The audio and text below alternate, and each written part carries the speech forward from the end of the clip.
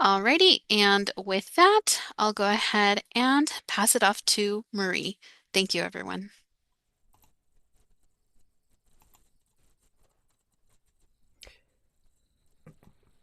Hi, everyone. I'm Marie Doerner. I think this is a full circle kind of moment. I was talking to the folks earlier. I'm a learning disability specialist. I work here in San Diego. I've been here 30 years.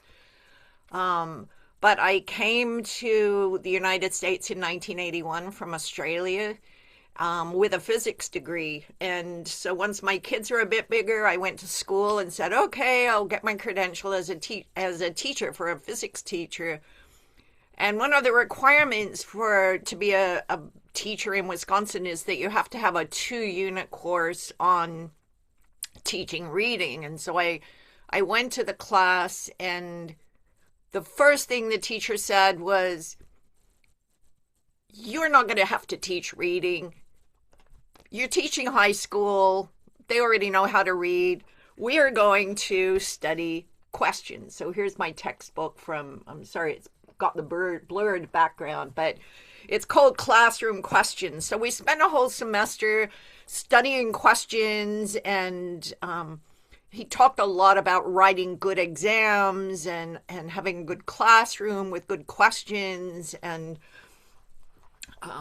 in my and then I moved to California and have been working with adults ever since and teaching reading most of the time, and writing, and working with folks who have learning disabilities and trying to get their high school GED, all of that stuff. And so, but these questions, the way to ask questions, and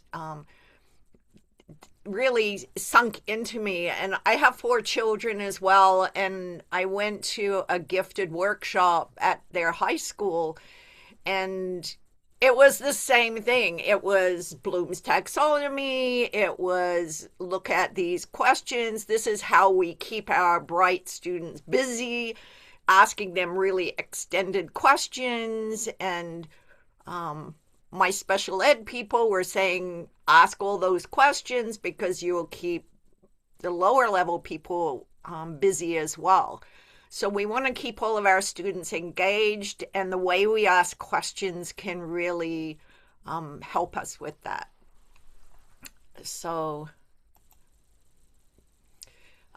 the objectives of the course, I mean, is first of all, we want to articulate the importance of questioning and why is this important for adult learners. I think, especially my folks who have been through special ed, our students learn to be passive. And I think depending on cultural norms as well, our students come in and say, teacher, whatever you say, teacher. Yes, I'm going to do what you say, teacher. And we're asking them to produce and to answer questions and to think for themselves, because that's what happens in this country. And so questioning is super important to teach students as well as for faculty. Explaining the purposes of the different kinds of questions. So the book I showed you has a whole bunch of different types of questions today, where we will cover quite a few of them. And during your course, you will also be looking at different types of questions you can ask. And then also how to put the questions in sequential order so that you can really guide the students into deeper thinking. And the last objective is to identify a personal action step for implementing questioning practices in the classroom.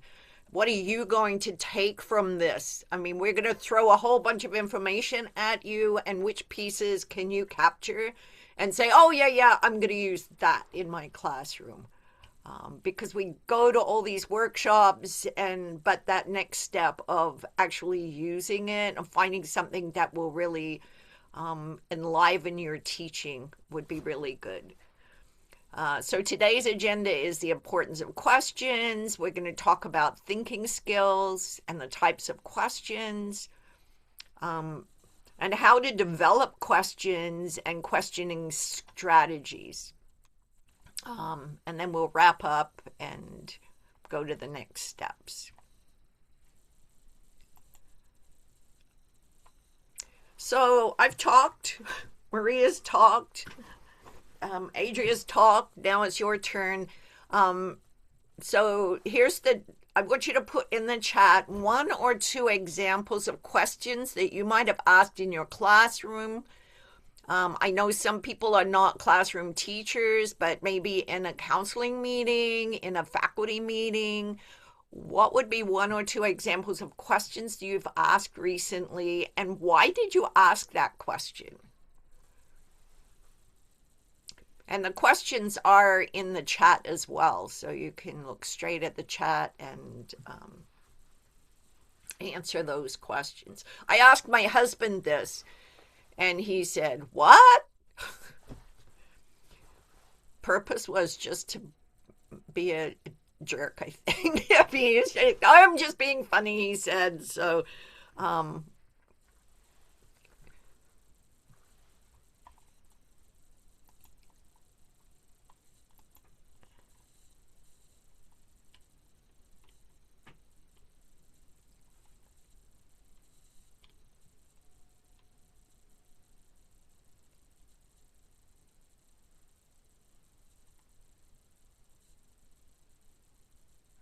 how would you explain this? Explain in detail specific parts of your course.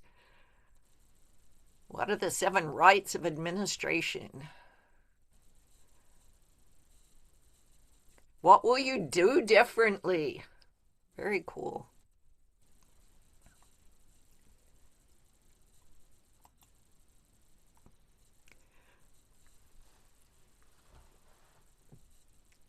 Oh, can you tell the steps?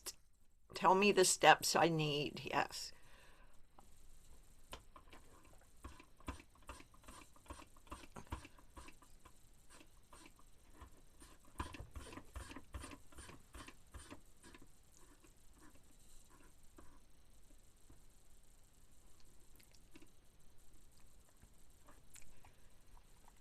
So let's go to another question. There'll be a lot of questions. I was thinking this will be like Jeopardy in the end. Everyone's just asking questions. I mean, in Jeopardy, they give us the answer, and then you have to come up with the question.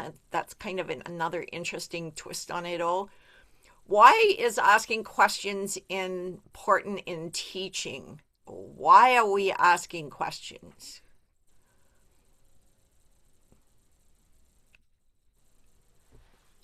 So you can keep chatting about why are we so we're getting a better understanding, to check in with students. Why else?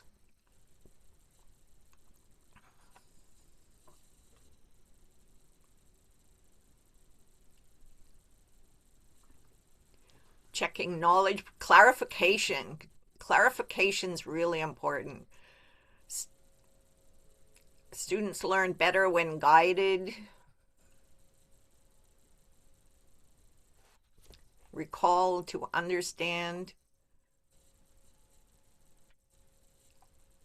To make relationships with students. And promoting active engagement. Perfect. So let's see what the slide says. So a bunch of you said to assess. We use questions, especially in tests and in the classroom. We ask questions to see if they're understanding it, if they know it, and if they understand it. 2 different things, because sometimes people know it but don't really understand what they're doing. Sometimes they understand what's going on, but they don't really know how to get there or what the steps are. To evaluate the ability to apply the knowledge.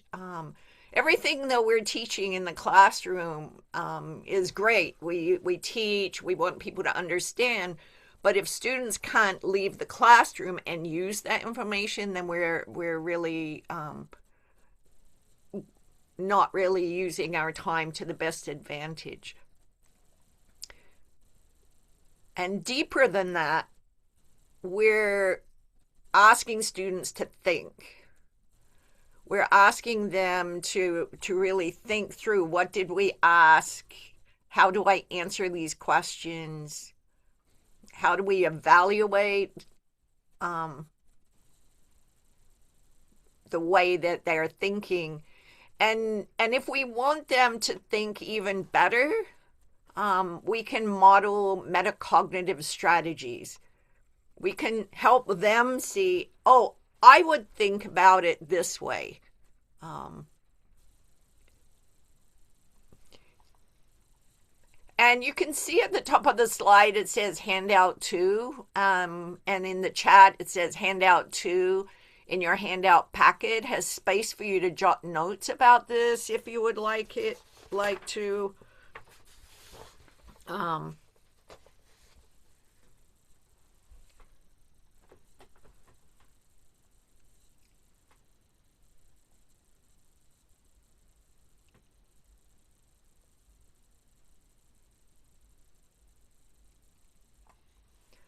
So what do you think about this list? Are there other reasons? Someone did say to grab student attention, um, ask a crazy question, or um, ask a really hard question to just grab student attention, I think is another one that could be up there. And getting to know, someone said, getting to know the class, getting to students. I think there's a lot of things about asking the questions, and especially if it's not in your cultural norm, especially if you're a shy person, if the student is a shy person, answering questions can be intimidating and difficult for them. So creating a safe space in your classroom where all questions are fair and all answers are fair as well. I think we'll get into that later, that we want students to feel comfortable in asking questions and in answering the questions. They won't always be right. I always tell students that I appreciate wrong answers. If they have wrong answers, I know I'm needed in the classroom, because if they knew everything, they wouldn't be in my class. And I like having a job. And although I would like them to graduate and move on, at this moment they need me, and that's a good thing. And so the whole idea of knowing the right answer, the perfect answer, is not always what we're really looking in.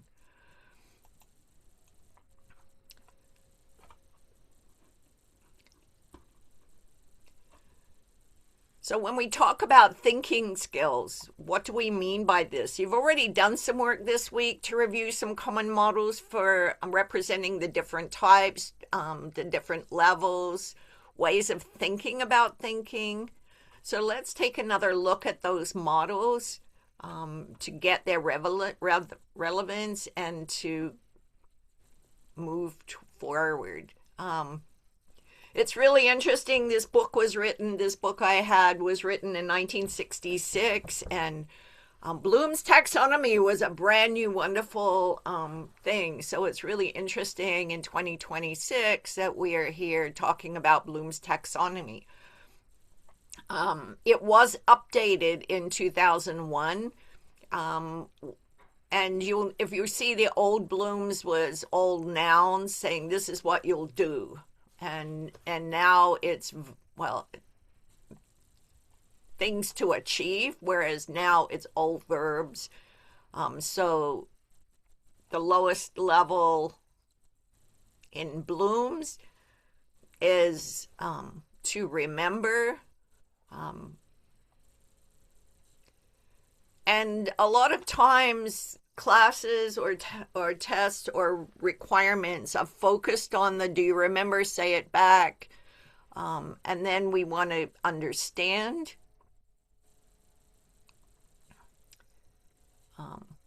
Apply what you know, and then to analyze. The top two have been flipped from the original. It used to be that the top one was evaluate, look back at what you've done, evaluate other people's work, evaluate your work. It takes a lot of thinking skills to be able to do that.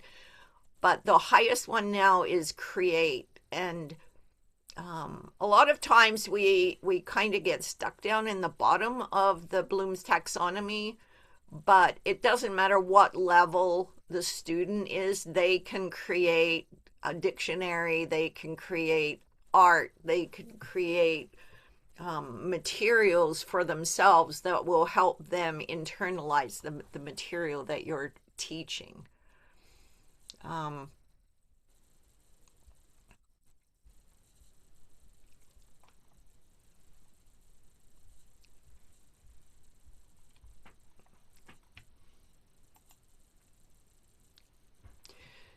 um, People have sort of gone back and forth with Bloom's taxonomy, and so later in two later in 1997, Webb came up with a different topic, and it's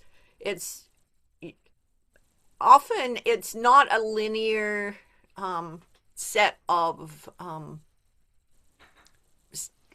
things. I mean, the with Bloom, we usually think of first you need to remember, then you can understand and apply it. Um, a lot of students to me will say, "Oh, I can do long division, but I can't tell you how I do it, or I don't really remember what the steps are. I just know how to do it." And then sometimes you have to walk people back through how do they know it, because you can't fix your methods if you don't remember the methods you did. So while this is not perfectly linear, it does lend itself to getting more and more difficult. And especially as a teacher creating questions, if you look at Bloom's and throw in a few at each a few questions at each level, you know you're going to touch everyone in the classroom. The depth of knowledge is not linear, and it has lots of different focuses for at the different. The first one is called level 1 and is recall and reproduction. Level 2 is skills and concepts, and level 3 is short-term strategic thinking and extended thinking. They can be tapped in any order or mixed and matched. It's an alternative way of looking at the DOK model, which was not created by Dr. Webb in the first place, but it's a common way of seeing how to do the depth of knowledge. When applying it, teachers can analyze their materials and tasks to include, the goal would be to include a few of each of the levels. So it's not, I don't even know if it should be called levels, but it's like there should be something about recall or reproduction in the class. You want to do some skills and make sure some concepts are covered. How are you adding strategic thinking into your classroom? And then next steps and extended thinking as well. So here they are next to each other, highlighting facts and explaining concepts and connecting learners' experience to lesson content correlate to Bloom's 1 through 3 and level 1 of the Webb's DOK. Typically, questions at this level of thinking have a right answer. Questions that establish learners' knowledge at these levels are important for scaffolding and to create a basis and a foundation for learning. Thinking deeper into content starts asking students to rank and rate and also project-based learning. These require higher level thinking and take a lot more time. Someone in the class already mentioned that giving space for people to be able to really think through things is really important. Pacing is really important.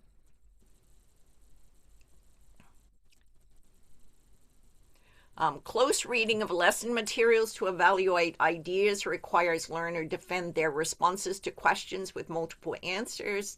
That would be level 3 in the DOK. Working on meaningful projects, often extended thinking, as well as synthesis of ideas, is level 4 in the DOK and level 6 in Bloom's. When we write questions with an awareness of all these cognitive processes identified, we are more likely to create the best questions that will lead to deeper learning in our classrooms. So we're looking at Bloom's and Webb's DOK. The other place that we need to stay focused is all the readiness standards for our students. So this is the college and career readiness standards for adult education. And when you look at the shifts in that in the last few years,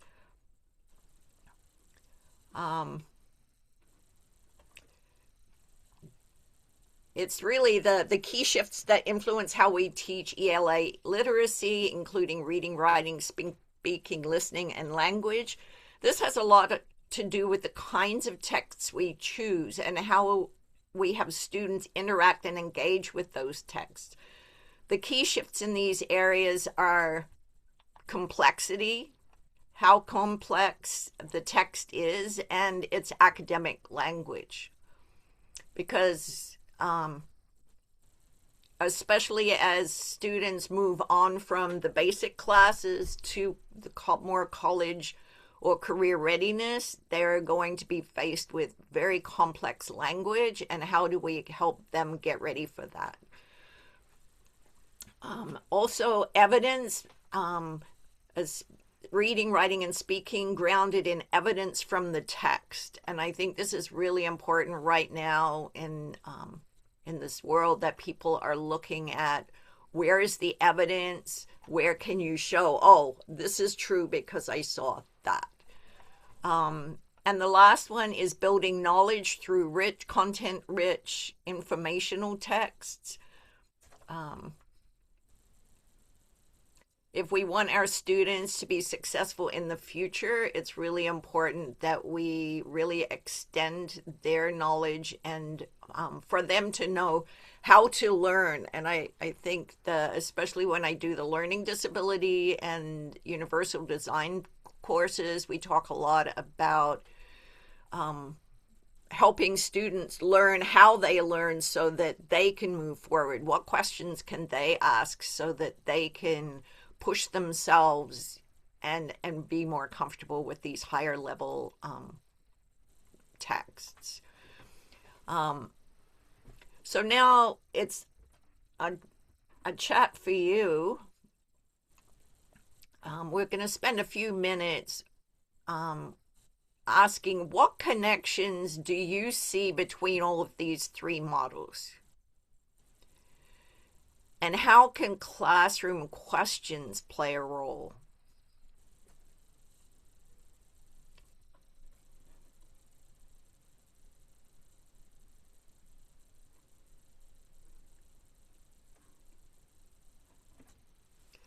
I mean, why are we studying all these things, and how is it going to help us in the long run?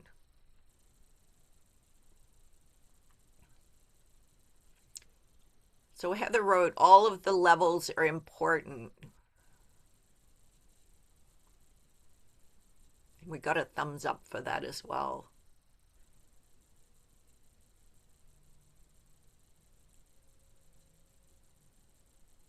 What else?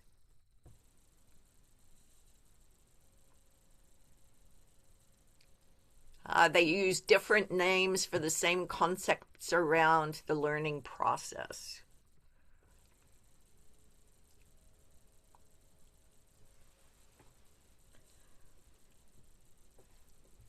It helps us to scaffold questions for the various levels in our classrooms, level 1 through level 6.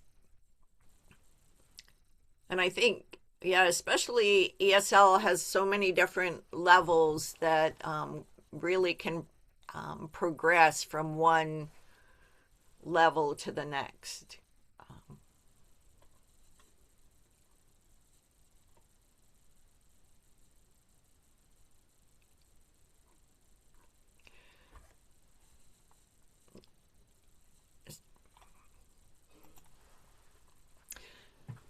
So we've been talking generally about questions and the levels of questions. And so you can keep typing in the chat and I'll just keep moving forward with, we've got a lot of information today and I really wanted to make sure I get through it all. But the next section is about the types of questions. So the first type of question we're going to talk about are called convergent questions. Convergent questions ask a question and there is an answer.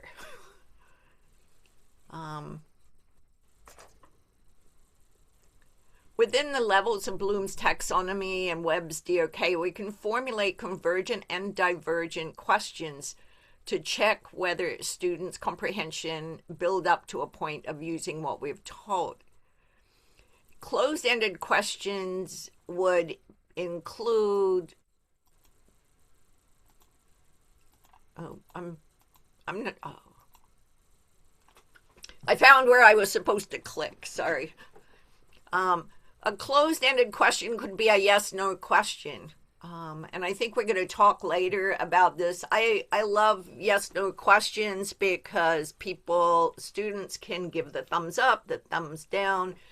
One of the big things when I was doing my special ed training was keeping things moving and keeping students busy.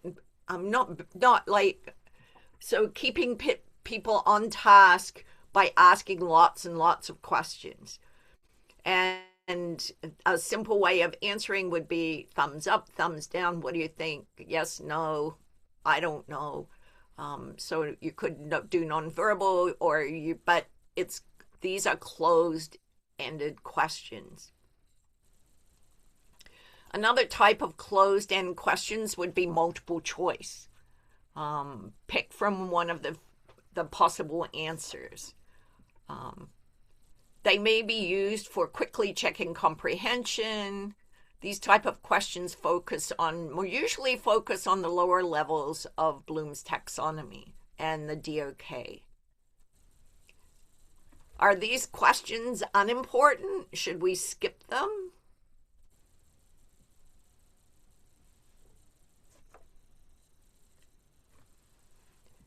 Just because the questions don't require complex thought process doesn't mean that they don't have value. They are important so that we ensure students understand. If they can't understand these types of questions, then we need to go back and reteach. The processes of applying, analyzing, and evaluating cannot effectively be performed if students don't have the basics.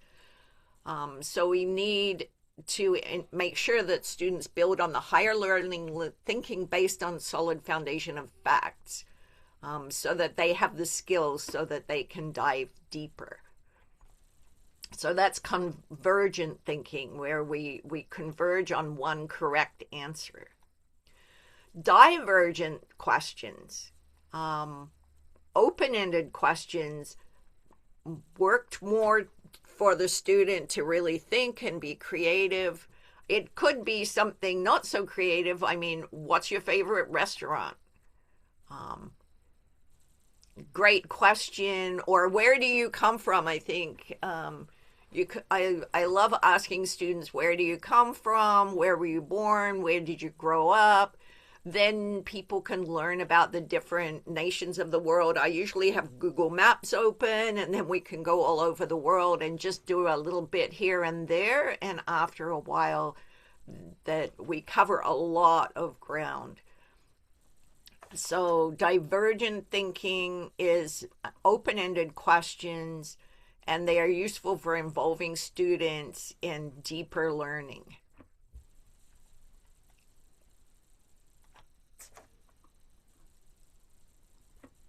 So here's a recap slide. Convergent is one selected right answer, usually yes, no, true, false, A, B, C, D, multiple choice, where one of the answers is correct. Or maybe all of them are correct. You could do that as well. And divergent thinking is more open ended questions. Why, how, tell me, explain. The I have a question. Yes, So can I assume that conversion question has a like correct answer, even though it is not, it doesn't give a choice? For example, where are you from? The answer gonna be one. There's no, could be various. but every student in the class might say something different. Yes, but for them, they have a one answer because some people from another this country, another from the other country. So that's a so where are you from is a divergent question, not conversion question.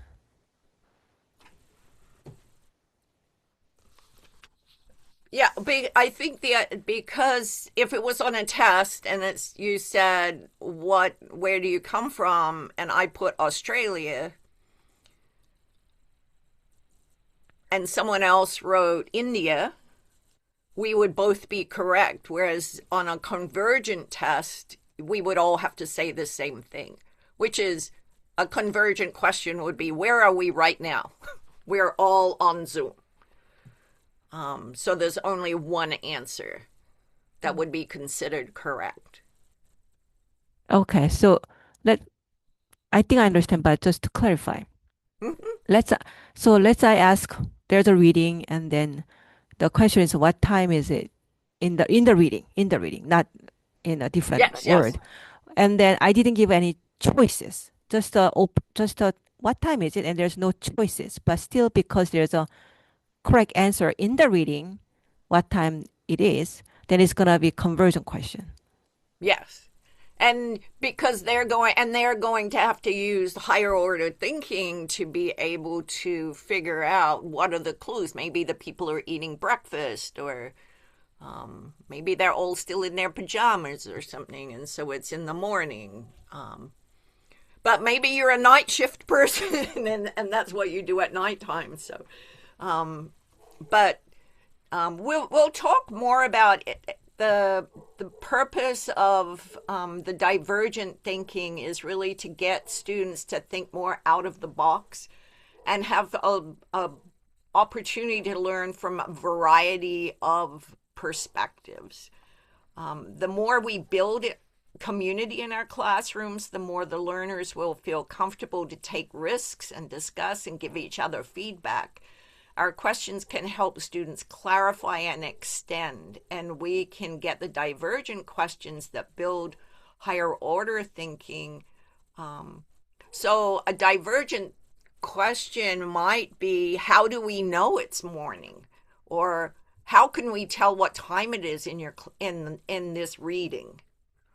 Um, and so, and different people might come up with different clues within the text. Like I said, someone might say, oh, yeah, they're eating breakfast, or someone else might say they're in their pajamas. So, and since the students are thinking differently about that question, it's giving all the students more information about how other people are thinking.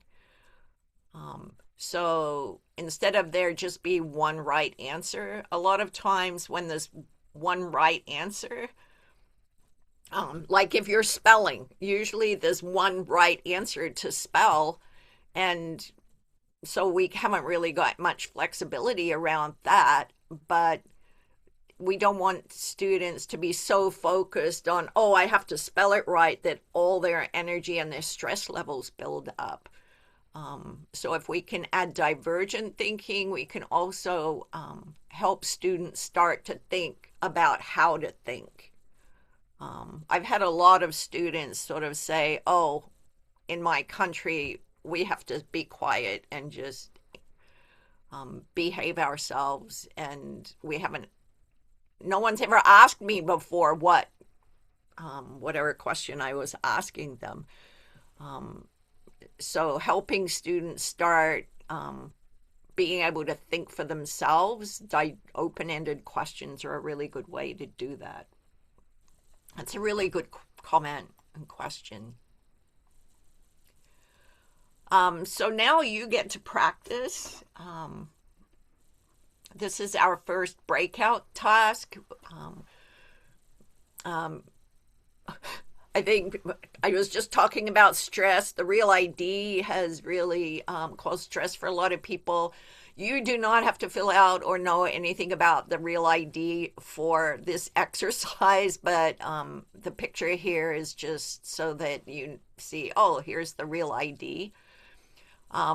We're going to give you some questions. If you look at handout number 4 has a set of questions, and what we want you to do first of all is take a look at it and start deciding whether you think the questions that we've given you are C, convergent, or D, divergent. So just can you tell the difference between these divergent and convergent questions?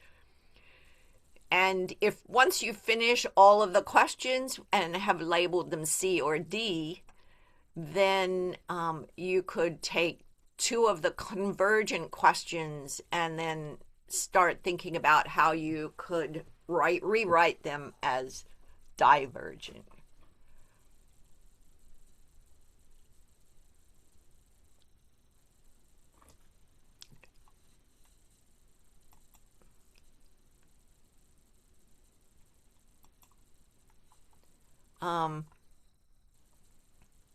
Do we have handout number 4? Oops, I have handout 4. Yes, Yeah, it's handout there. 4 should be available in the handout packet that was posted in the chat, and we can post that there one more time just in case you need it. But we'll go ahead and open up the breakout rooms and just give you a chance to pop out there, have a look at it with a partner or two, and then we'll come back together. Perfect. Thanks, Maria, for posting that. Welcome back. Hopefully you got a chance to check those answers, and maybe we could have some volunteers who read the convergent questions that they rewrote as divergent.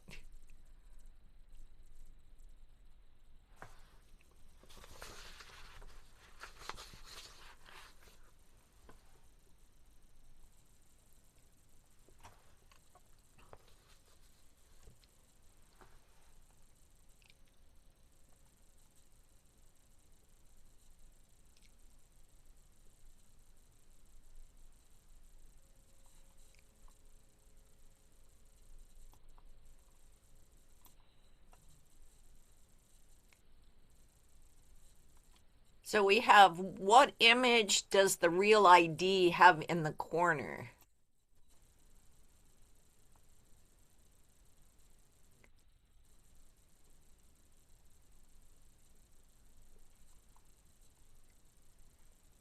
Well, which corner? So there could be multiple. Well, it said in the top right corner, so there should be only one answer, maybe? Right, and if it was the top, Yeah, it's the top right corner okay, for California. Like Scott says, different for each state. So, good to know. yeah, I wasn't aware of that either. Well, I know when I go to Australia and show them my driver's license, they just have a fit. I was like, what? What is this? But it's all glittery and has all this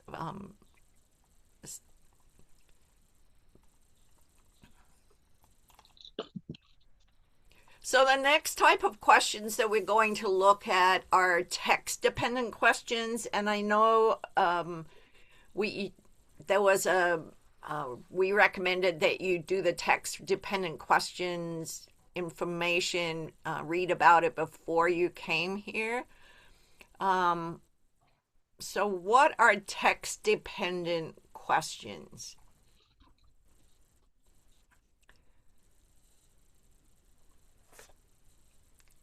They're questions that require you to cite or reference the text to be able to fully answer the question. Yes. The questions that you use evidence from the text and careful analysis. Why is that important?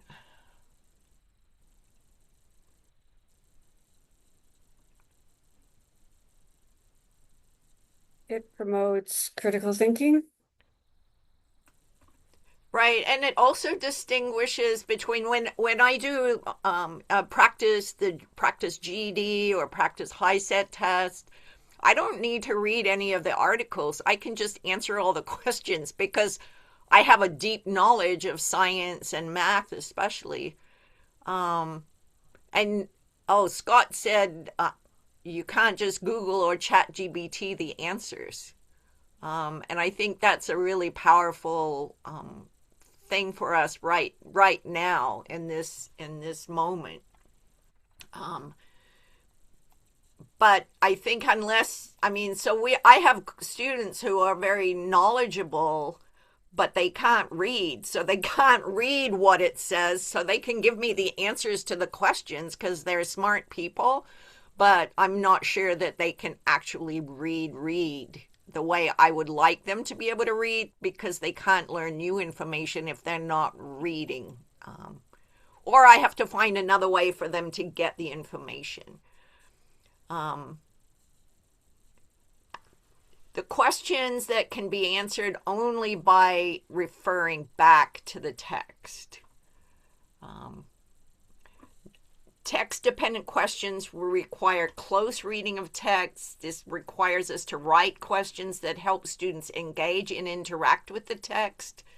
I think it's also good for some students who think, oh, some people just magically know all the answers. And so when you can start saying, see, that little piece of the text is how you figure out the answer, it starts giving them power to go beyond the surface level of comprehension and to start really thinking and looking around.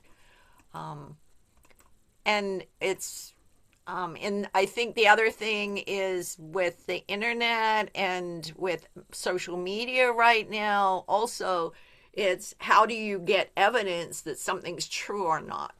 There's so much out there that is confusing.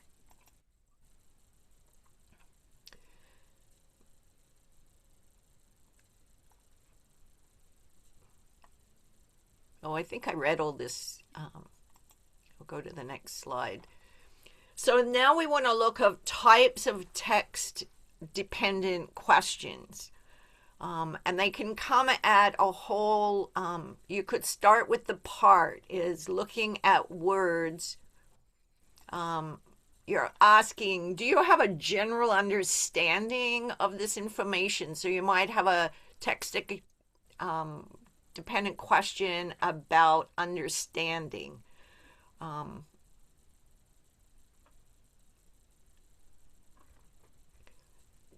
It could focus on part of the text or all the text.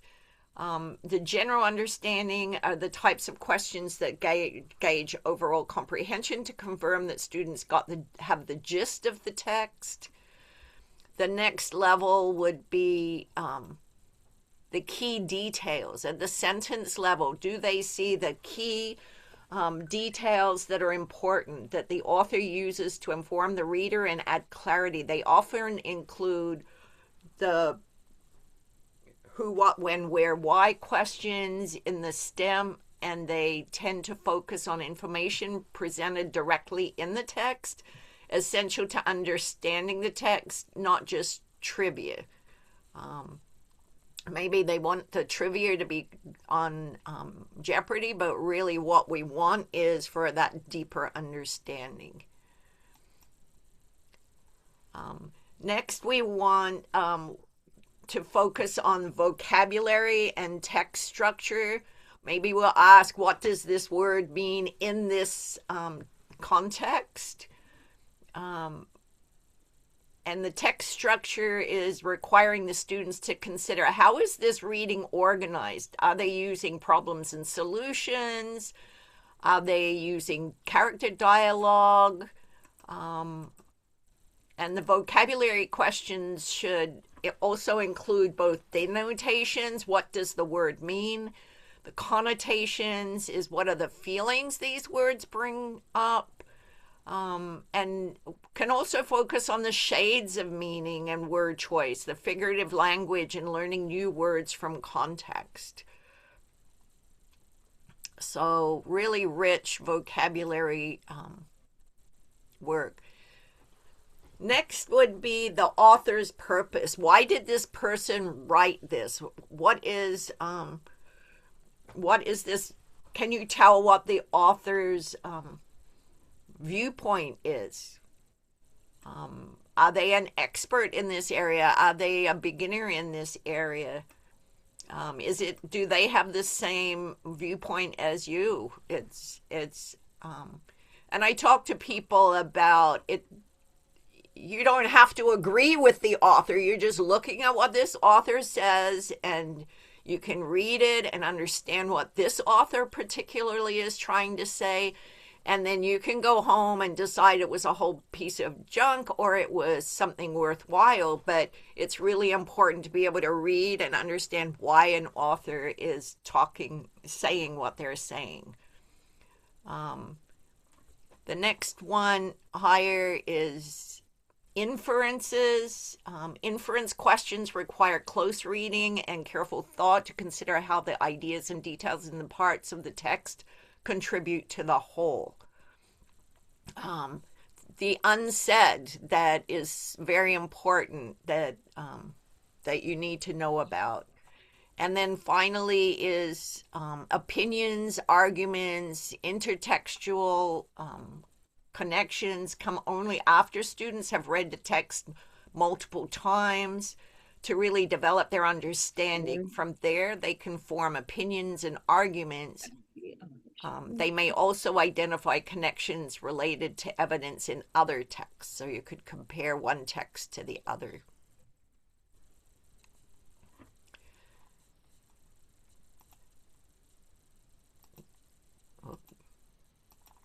Whoops, I clicked too many times, sorry.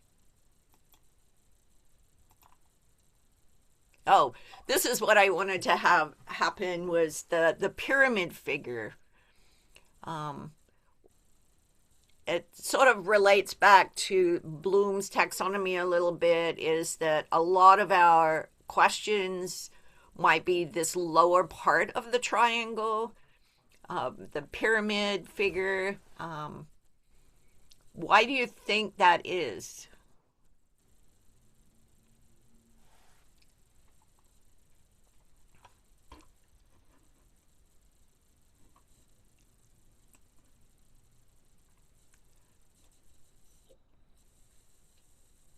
So these questions are essential. We need to ask the simple questions, but then we need to move on and ask the harder and harder questions.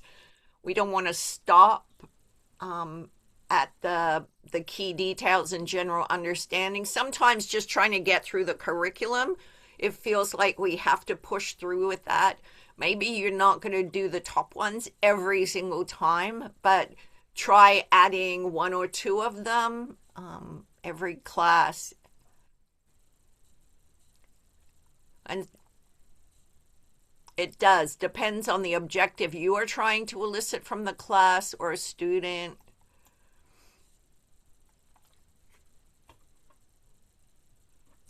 Oh, they also said that we don't need to ask things in those orders. It's the same with Bloom's and the DOK. It's not a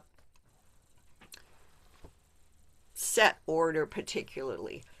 So here's a new practice for you, identifying text-dependent questions. So here is a screen that if you look at the text and consider the accompanying questions, and you're going to look at which ones are text-dependent and which ones are not. You can see the text right now before I pull up the questions, and we'll take a moment to practice using the Zoom annotation feature. Maria, do you want to do that?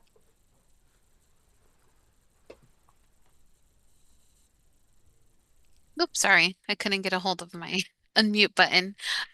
So you'd like me to explain how to find the annotation tool? Yes, please. Yes, of course. Yeah. So, for some of us, depending on which version of Zoom that we have. Once Marie is ready to let us use the annotate tool, this is what we'll do. In the bottom left-hand corner, somewhere around here of your screen, maybe somewhere below that, you might see an icon of a green pencil. Okay. If you open that, that will open up a skinny toolbar for you. That's the annotate tool. And we'll be using today the stamping feature. And the stamping feature will be represented with an icon that looks like a check mark. So if you see that, you're in the right place. If you don't see that green pencil, then at the top of your Zoom screen, where you see CalPro's sharing screen, or it'll say CalPro's screen, something like that at the top of your Zoom window. Right next to those words, there'll be Mhm. a circle with 3 dots. If you click on that, a drop-down menu will open up, and then you'll see the word annotate.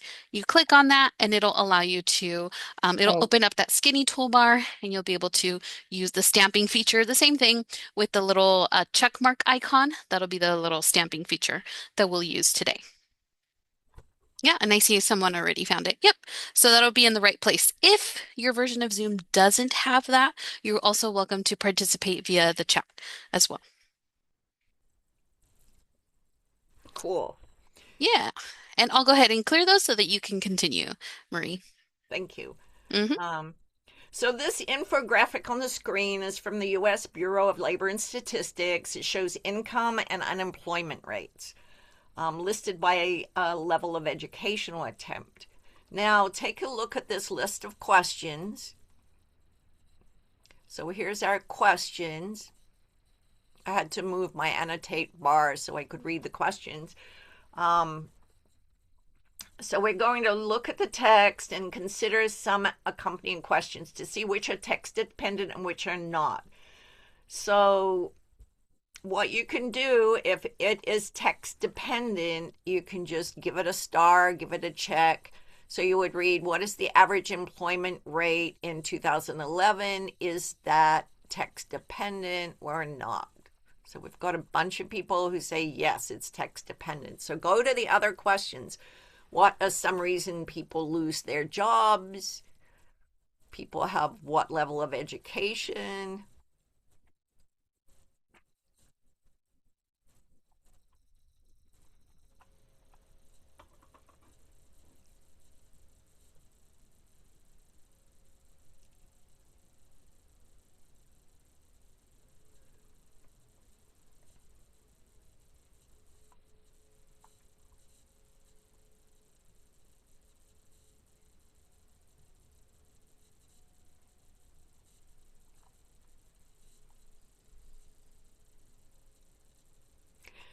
And non-text dependent questions are not necessarily bad questions. They can be used as spreading, pre-reading, or viewing prompts to focus student attention on the topic, but they do not necessarily help students develop the reading skills that they need to be successful in that work. So here I'm going to give you the answers.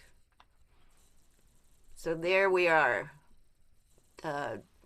Questions 1, 3, and 4 were text dependent.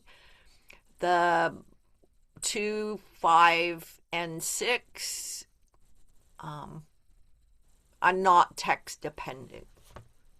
You didn't need to read this to be able to answer those questions.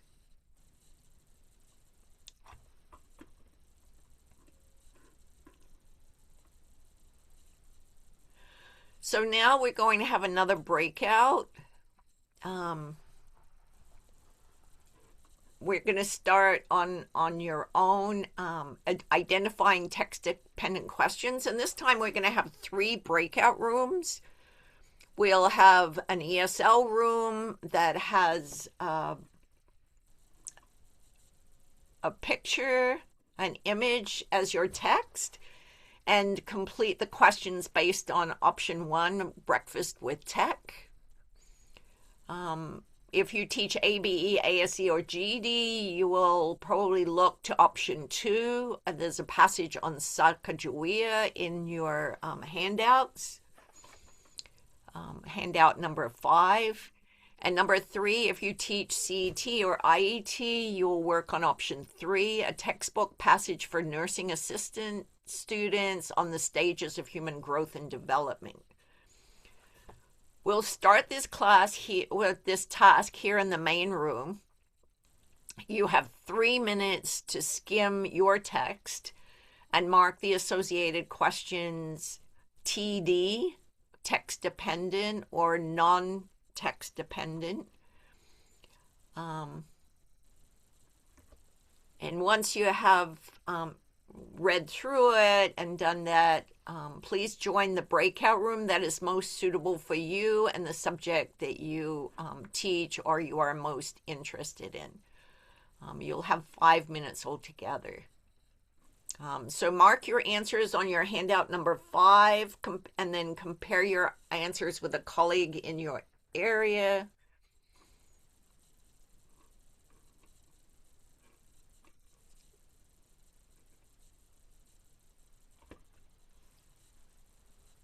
I'm going to set a 3-minute timer for us.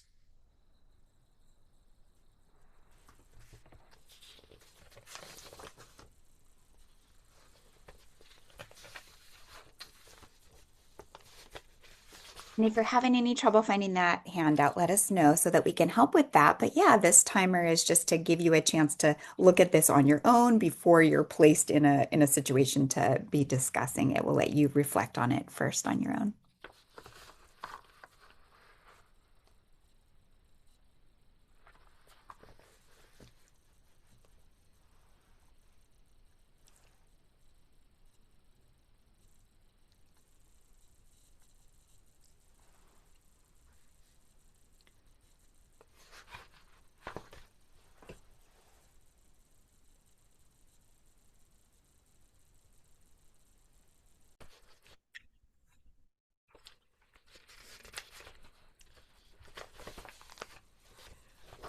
So if you look at, welcome back. Hopefully that was helpful. I'm going to advance the slide. Oh.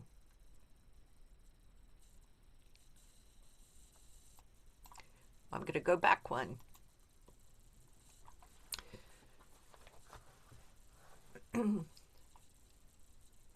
So did that, any comments on that process? Was,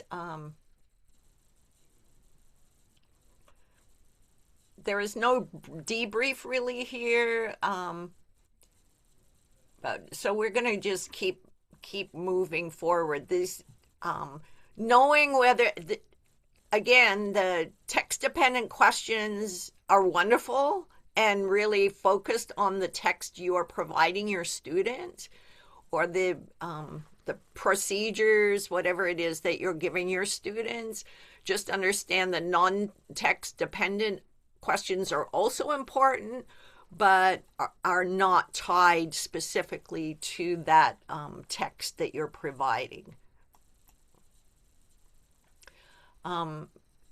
So based on what you've read and practiced, what do you see as the greatest benefits of asking TD text-dependent questions versus non-text dependent questions?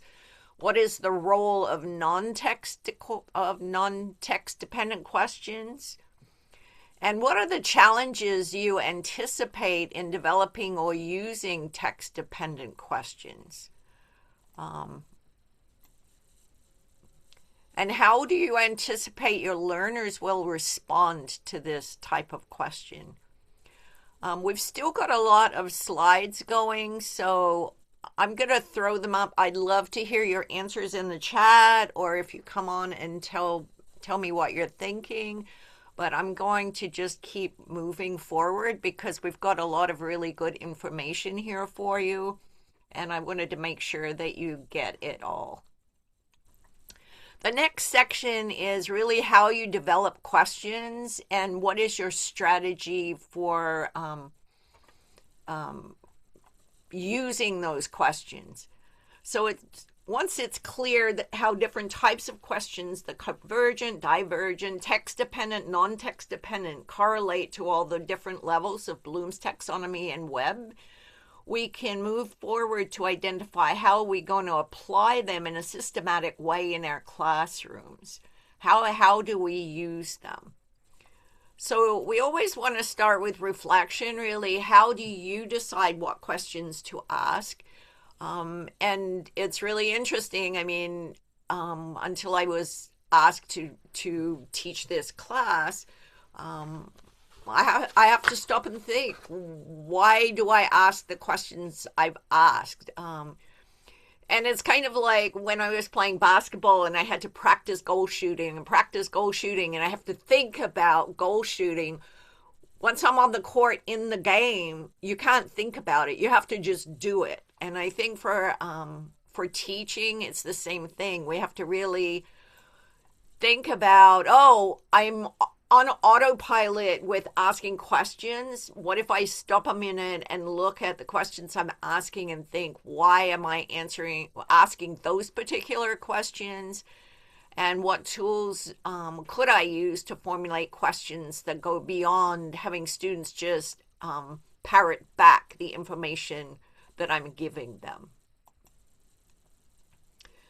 One way to do that is to begin at the end, do a backward build-up, asking what's the lesson or task objective? What are the learning outcomes? It's really, where are we going with this? What do I want students to be able to do at the end?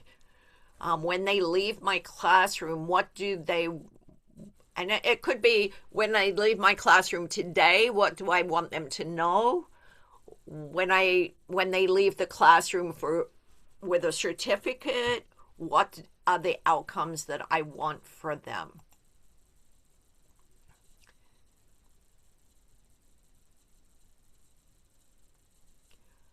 And there's some good information in the chat as well to be reading. You want to identify key questions. Create one or two key questions that incorporate higher level thinking from Bloom and from the depth of knowledge level 3, from Bloom 4, 5, and 6. So you might want to start by creating the highest level of questions that you want in your classroom. Allow learners to demonstrate achievement of the desired outcome. How are you going to know that they can really do it? Yes, reverse engineering, exactly. Create one or two questions that support your key questions, which would be level 2 of the depth of knowledge and Bloom's 3 or 4, so that you know you have your full outcome and then you're going backwards.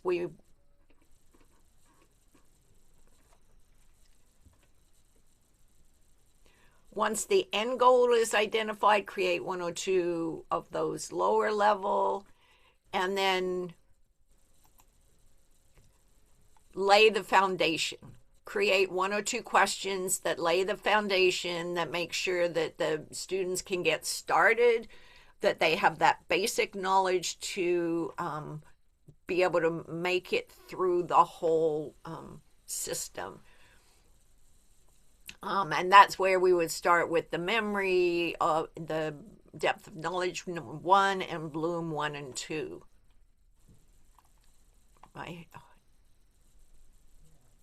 Yeah, the foundation questions draw them into the thinking.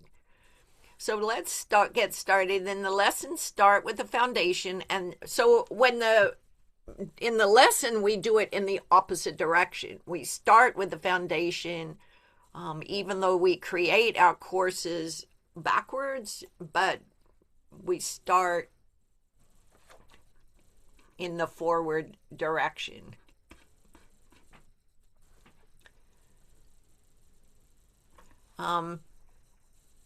The first one, an early production sequence might be commands that lead to nonverbal responses. People can put the thumbs up, thumbs down in an anatomy class. Point to the man with the abdominal pain. I mean, one has the abdomen, the other one's a little high for the abdomen. You can go to yes/no questions that lead to nonverbal the thumbs up, thumbs down.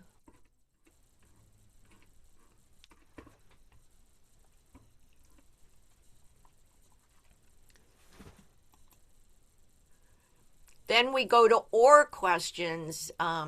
Is he having abdominal pain or chest pain?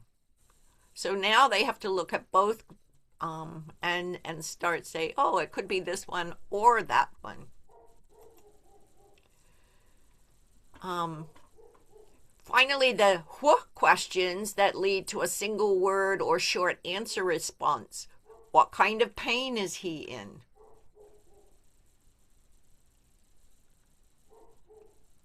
This is our most typical question bank, but it would ideally not be first when trying to establish the connection with new vocabulary.